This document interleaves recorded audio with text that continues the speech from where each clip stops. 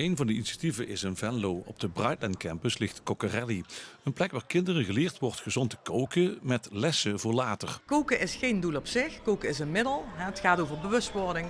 Kinderen leren de voedingsketen van grond tot mond, gaan inderdaad zelf in de slag. Maar gaan ook bij de teler leren hoe een zaadje uitgroeit tot tomaat. Dus vanuit een hoop kennis en beleving worden ze gestimuleerd tot gezond gedrag. Op de campus werkt Cocarelli nauw samen met de Universiteit Maastricht. Het nieuws dat in 2050 ruim 60% van de Nederlandse bevolking met overgewicht kampt, wekt hier geen verbazing. Waar ik van schrik is dat we eigenlijk nog steeds staan waar we staan. Al jarenlang zijn er allerlei initiatieven om obesitas tegen te gaan. Gezondheidscampagnes, schoolprojecten en ga zo maar door. Het lijkt allemaal weinig effect te hebben. Ik denk dat bij heel veel doelgroepen stakeholders het besef er wel is. Alleen als je bijvoorbeeld kijkt naar ondernemers die ongezonde voeding maken, ja, die hebben er geen belang bij om gezonde voeding te maken, want dat is niet hun verdienmodel. Een van de oorzaken is ook dat de verleiding om ongezond te eten te groot is. Er is altijd wel een snackbar in de buurt of een supermarkt met veel ongezond lekkers. Er is heel veel verleiding in onze omgeving. Het is heel makkelijk om aan ongezonde voeding te komen.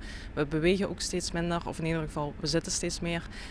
Dat zijn allemaal dingen die bijdragen aan overgewicht. Bij obesitas wordt vaak gedacht aan extreem dikke en zware mensen.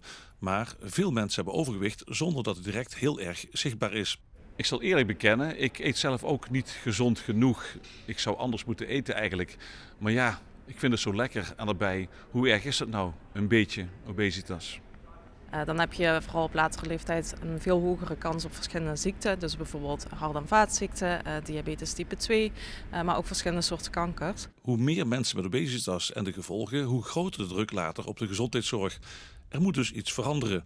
Maar als eerdere initiatieven geen of weinig effect hebben gehad, hoe is het tijd dan nog wel te keren? Heel mooi zijn als de overheid mee gaat financieren in bijvoorbeeld gezonde schoollunches, net als in Scandinavië, waar kinderen iedere dag een gezonde maaltijd op school krijgen.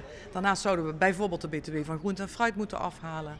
We zouden ook ouders moeten betrekken, dat ouders ook geleerd wordt hoe kan ik nou thuis gezond koken.